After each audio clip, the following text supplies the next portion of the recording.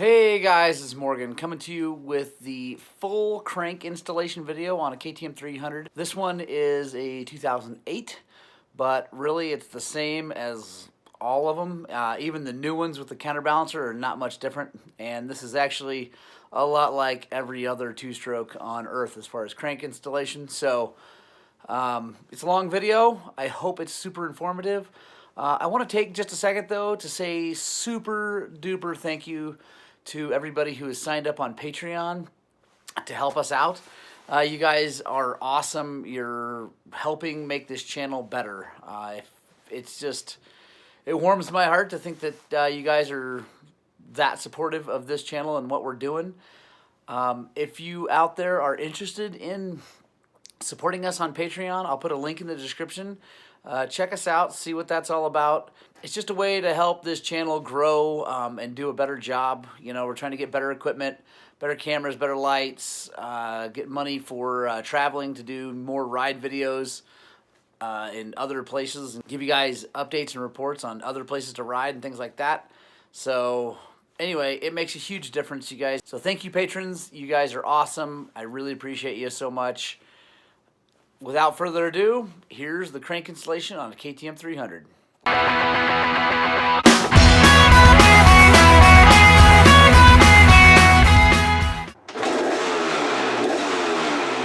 Alright, we're at the shop. We're getting ready to do this. All of this. And we're going to be using one of my favorite kits, the Wrench Rabbit. I love these things because they got everything in them that you need. I've already had that open because I built the cylinder yesterday. But we got crank, piston, seals, all the gaskets and everything. So, right on. We got to get that apart though. The customer filled the bottom end with ATF, which is just a bummer. Because we got to get that out of there. We're going to start by peeling this side off, the clutch side. Get that all out of the way. And then we'll come over here, take the flywheel off, counter shaft off, all that. And then we'll pull this side of the cases off of the rest of it, because that will keep the transmission in the other side, which is a good thing. Because we don't need to take the transmission all the way out unless the tranny bearings are bad, and we'll check those. Alright, so we got the clutch cover off. There's the clutch, in case you don't know. Kickstarter, everything. We're going to take the clutch off so that we can get the gear off the crankshaft, because that's going to have to come out. And Zach had a great question. He said, oh, there's a bunch of different lengths of bolts. What do you do about that? So I think I talked about this at some point, but I know a lot of guys make like a cardboard shape and they put the bolts in the right. That's fine. If that makes you happy, then do it. But that's a huge waste of time, in my opinion, because when you go back together, each one of those bolts should stick out before you thread it in. Should stick out of the case or the cover the exact same amount all the way across. So you should be able to figure out at least relatively closely which hole that goes in versus which hole that goes in. But if they're like little differences, then you just drop them in the holes, and then if one's sitting really close to the cover, one's sitting further out, swap them, whatever, move them around. So what we're going to do now, we're going to take this clutch off.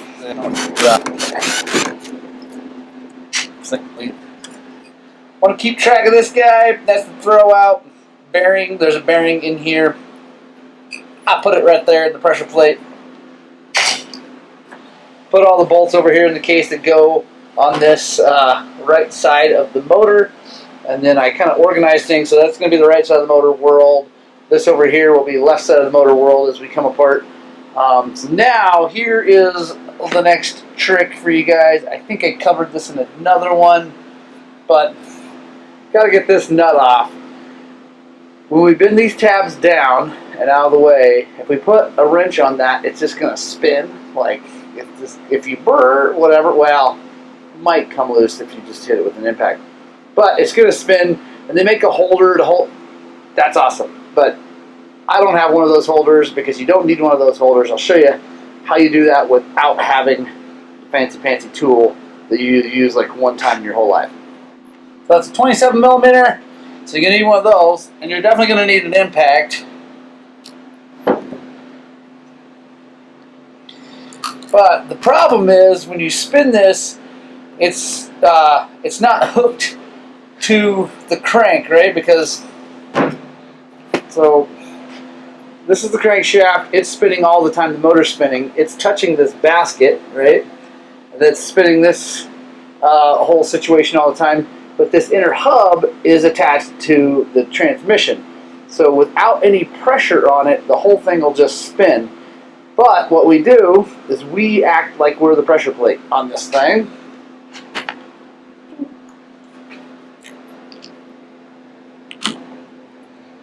Push in on that. That holds it all still, and there you go. Bing! It's like magic. Now we can take the whole rig off. Do not lose this. That will make your whole life really sad. Same with that guy. Shift shaft, we're going to take that out of the way. There's another thing not to lose. This washer goes on the end of this thing.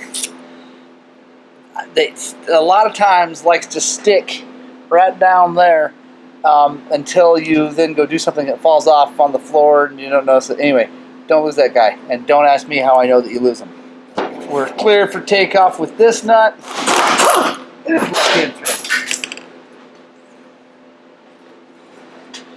So that's left-hand thread.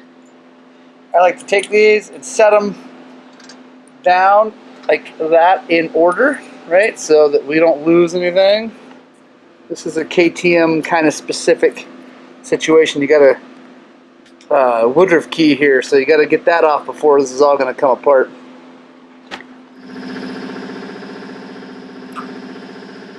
Now, gotta get that sleeve out, and then there's an O-ring down in there too.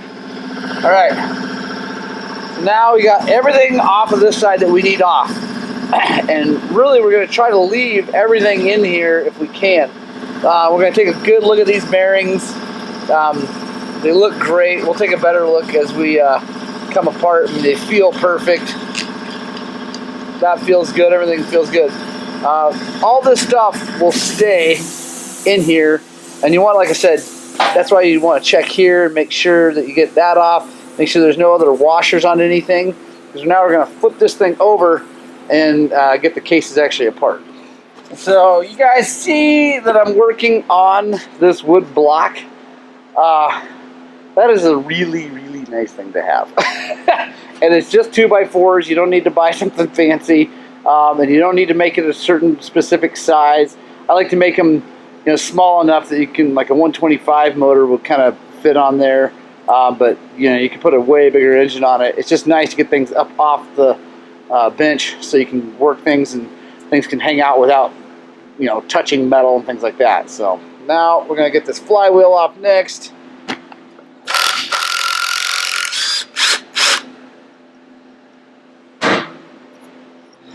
So gotta have this, because there's no way to get that flywheel off that crank without the right tool, other than like cutting it off and then you ruin everything. But so threads on there. I'll put a link in the description of that guy.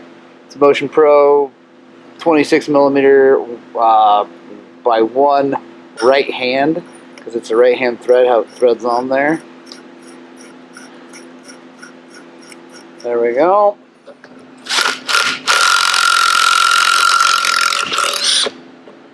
we go. So the reason that you have to have a puller and they're so tight is because it's a tapered shaft here, and this is tapered. So when you put it on and you tighten it down, it like expands and holds on real tight, and it's supposed to.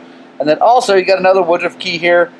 So one of the things that drives me nuts about all the manufacturers of all those kits and things is that they don't give you a new Woodruff key. It's dumb. It's like a 2-cent part, but they don't. So before you take this apart, make sure you get the dumb Woodruff key out of there, so that you don't have to go looking for it later. Again, don't ask me how I know how that goes.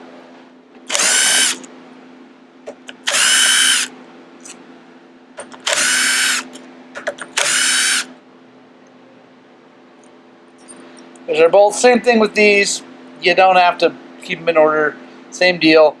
They'll all stick out of the cases the exact right amount. Alright, so now we got to get these cases apart. Considering how hard that thing stuck, they're probably not going to come apart super easy. We're probably going to have to use a case splitter.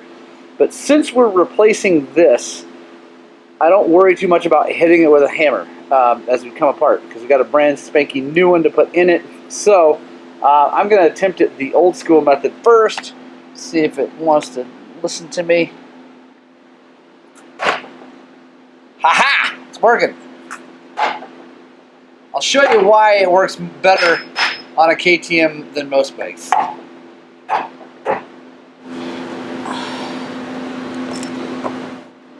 What is that?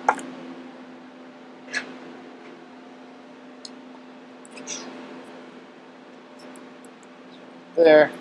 As you're coming apart, pay attention to things like that. You see that little guy?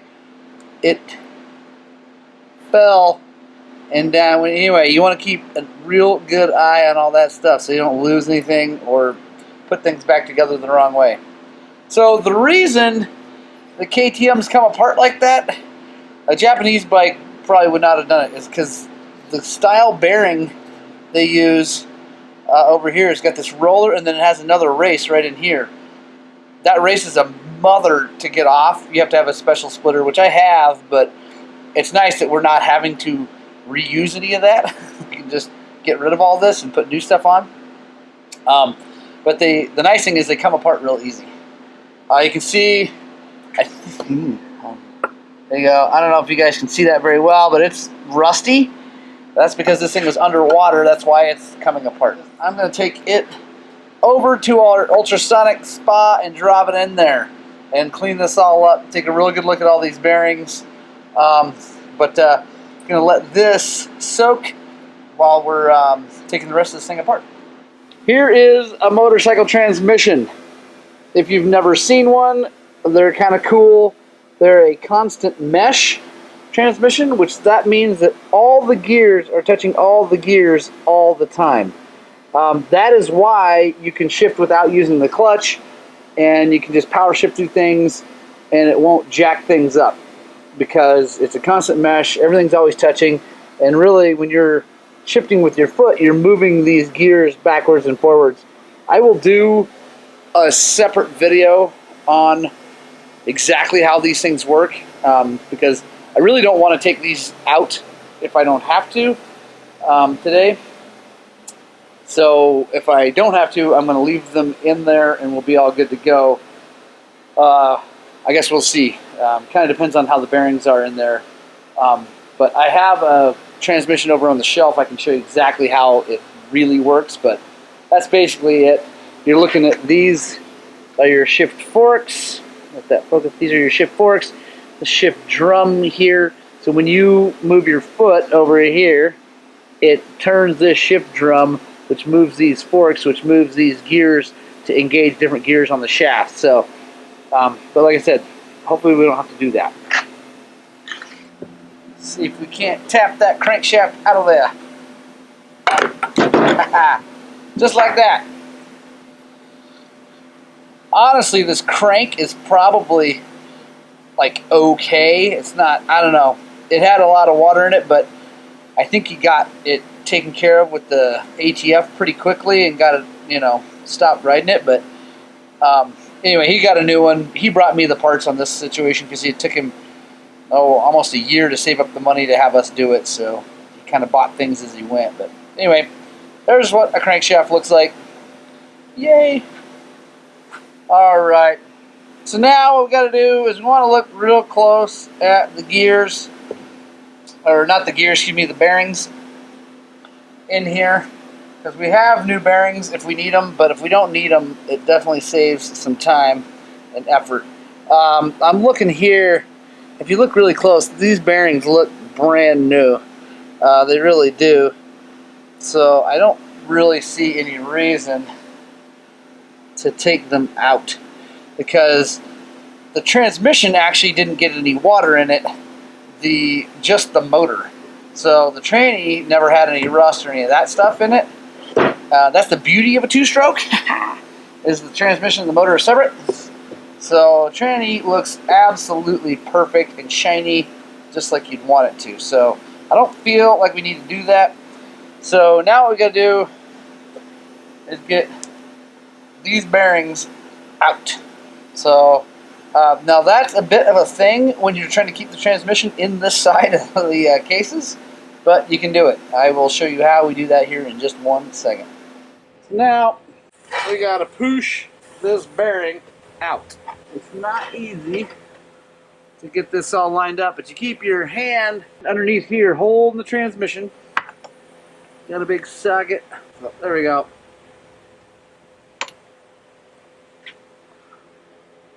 And those sockets are just there, you know, it doesn't matter. You just need something to push that bearing out. There we go. Pushing it out. And yay! Free the bearings. So we got the cases all nice and clean and shiny. The transmission bearings over here feel great. I got those lubed up with some of the spray grease that I use, just to keep them happy while we put the rest of this thing together. But we got to get this bearing out, and it's kind of a nightmare. The upside to this style bearing is that you can slide the cases apart pretty easy. The downside is getting this out is kind of hard, but I have a way of doing it. So flip it over. It's nice to have it up on some wood. Definitely want it on wood and not on metal of any kind, because we're going to be beating on it with a hammer. So come in here, you kind of at an angle, you see we're knocking these rollers out, which that is just fine. We'll get those kind of out of the way, and then we can drive on the actual race. Alright, so got the bearing out with the hammer. I think there is probably some special tool for pulling that, but you don't need that. So got that out, got that all clean and happy. Here's the new one. It goes in like that. But what we're going to do is put this in the freezer along with the other one. Let those cool down while we eat some lunch. And get those nice and cold. And then we're going to heat this case up. And then hopefully, if everything goes well, we'll just drop that right in. Alright, we're going to try to heat this case up.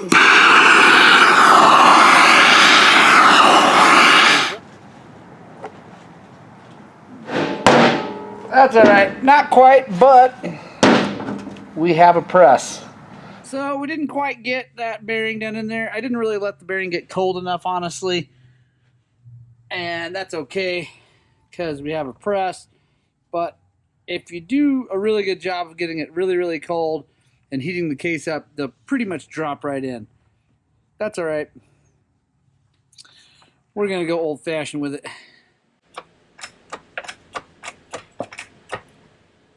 There we go. And now we'll do the transmission side. Alright, we're pushing the main seal in. You want to be careful with these things because they're metal rimmed, and if you get it started off, you can end up with a bent seal real easy. So you're going to be real careful as you go together. Make sure we got it all nice and happy. Nice and pretty. Alright, got our bearings in. Time to put our crankshaft in.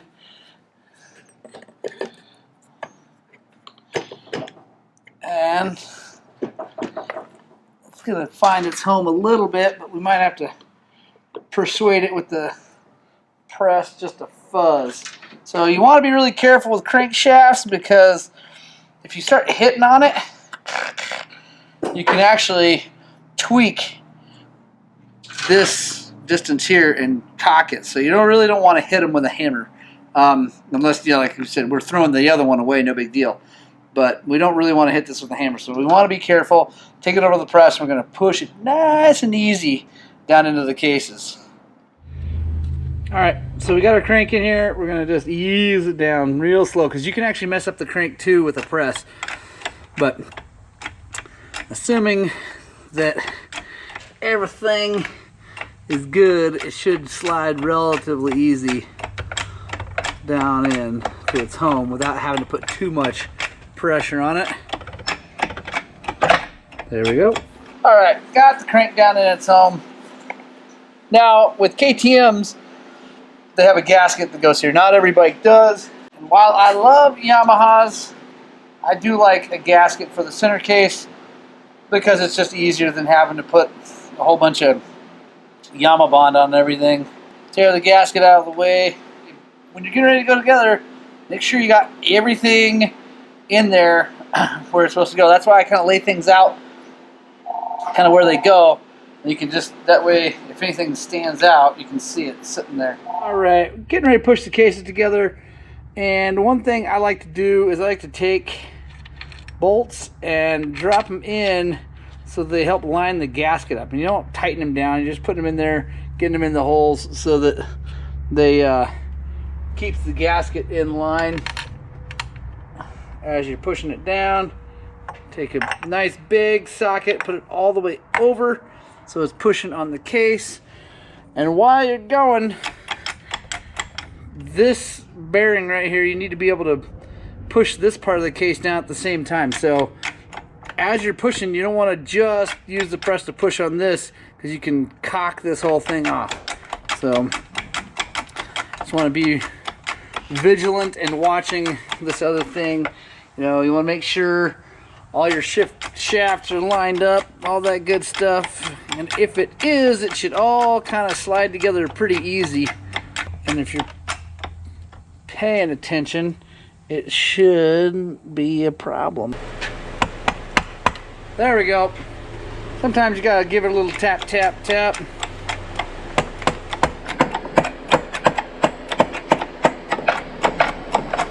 Okay, so we got the case back together with the press, but you can see, if you watch, the gasket's moving. It's not tight, and that's good. That's what we want, because what we're going to do is now we're going to put all the case bolts in, and we're going to tighten them down in a crisscrossy pattern, nice and even and slow, and torque them down and get this whole thing nice and flat and straight. So the problem is if you start tightening, whatever, or if you push it too hard on the press, you can end up binding up the crankshaft. So you don't want to do that. So one thing I like to do is before you do it, just make sure everything's moving like it's supposed to. It is.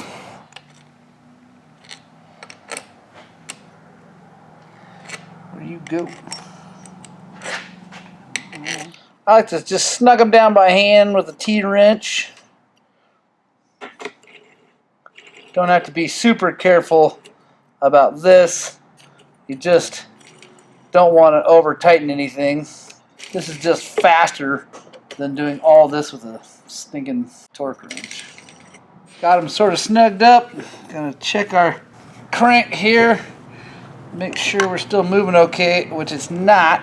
That means we got something off, just a fuzz. The thing about a crankshaft is that you want the gap here and here to be the same. And you can see this side is a little bit off, and honestly, if we just put this thing together and ran it, it would find its home. The heat in the engine would go to where it needs to be. But it's, like I said, it's kind of binding up a little bit. So, all right. So I took it back over to the press and I pushed the crank over because the thing wasn't working. And now, let's see if I can, look at that. Moving nice and smooth, just like it's supposed to. So now, you always want to check your transmission bearings, make sure they're good, everything's good, everything's moving, no play, so we're happy there. So now we're going to torque all these down.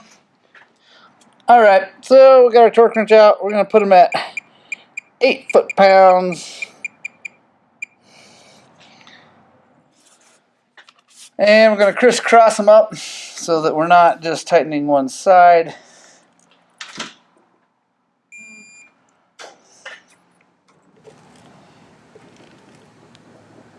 Alright, so now we hit them all. It's to make sure we're still moving like we are. We should.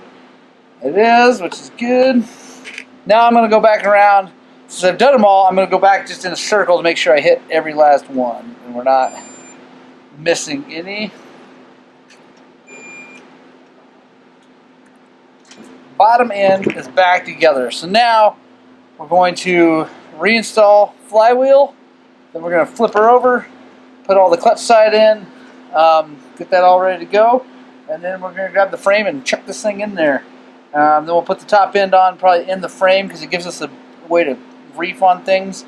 I like to do top ends in the frame if I can because you can get better torque on the head bolts and the cylinder bolts. So lock washer goes on. Nut on.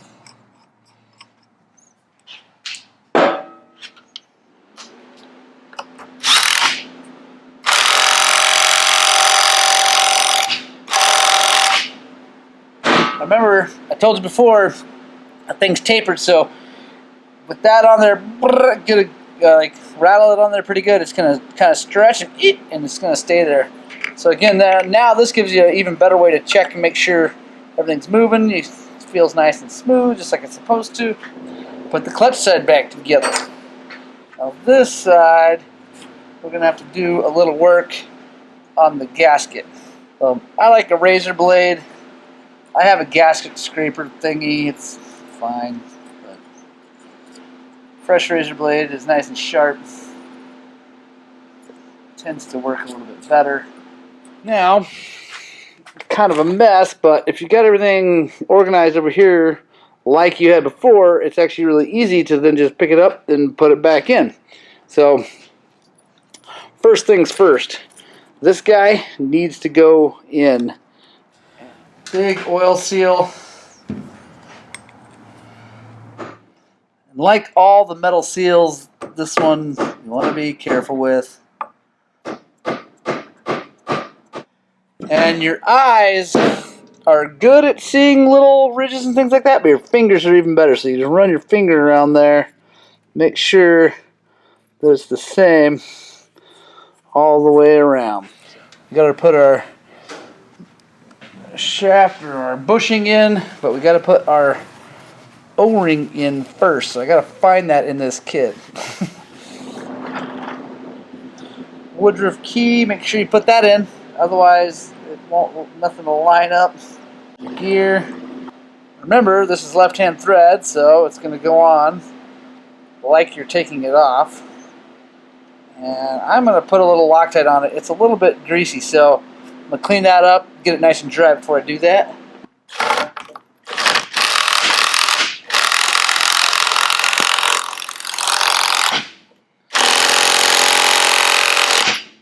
Nice. Next is the clutch. And if we're lucky, we can just slide it on. There we go. Want to make sure it meshes with everything like it's supposed to. Like this is the big one. That needs to line up just right. So you want to make sure that's good.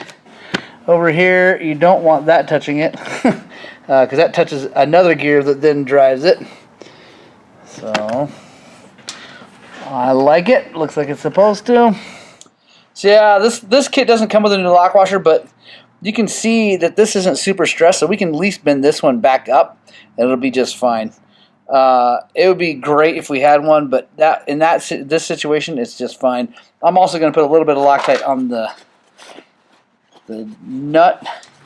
They're going to let me. So. Somebody's going to get high and it's going to be me. Somebody's going to get wild and it's going to be me.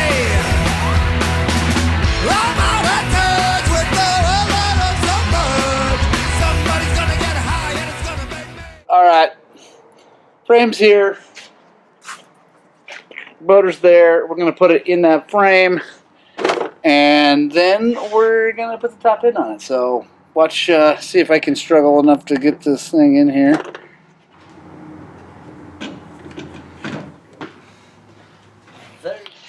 All right, we're gonna put all this side together, and then we're gonna put the piston on everything and be ready to rock and roll. And getting ready to put the top end on, and pulled out the, we put the piston and got the clip in the side and all that stuff. And we were like, oh, okay, let's grab the top end bearing. And I'm grabbing the top end bearing, brand new, out of the box, and oh, look at that. That's no good. Hey, Wrench Rabbit, what the heck? Actually, I found the pin. It was in the bag, but I don't even know how that happened. So, not putting that one on. Went and grabbed an OEM wrist pin bearing, so put that in there. That sucks. That's all right. No worries. A little bit of a hiccup, but we got the part. We're still going to go together. It might run today. We'll see. I don't know if we can get that all done. We're taking our time, making sure we get it all right. So we're going to keep going. By the way, I'm not going to show you how we're doing this top end in depth because I've done it before. So I'll put a card right up in here if you want to watch that video of me doing a top end on a 300 Husqvarna, which is the same as this. You can do that. Yeah, we're going to keep rock and rolling. 2 minutes. All right, we got her all back together. Ready to go. Waiting on the air filter. Actually, I got to clean it. Anyway, he brought me an air filter. I got to do that. But let's see if it's going to start. I think it's going to. Already shifted it through the gears on the bench just to make sure that we got the transmission right, and it did. So that's good. That makes me happy. So now we filled it up with coolant, put oil in it. We're ready to go.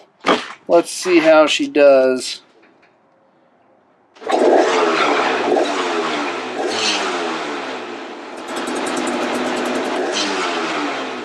Full disclosure, we already started it, but yeah, starts good, runs good, super stoked. I got a few more things we got to go over tomorrow. The carburetor seems to be leaking a little bit, so I got to sort that out. Probably a flow bowl gasket, looks like, and get the air filter back in it, and then actually take it for a test ride to make sure everything is good. Yeah, we're ready to rock and roll. Thanks, guys, for watching. I appreciate it. You guys have a ripping good day. Get out, spread the gospel of 2 wheels, and please, please, please, please find some time to ride your dirt bikes.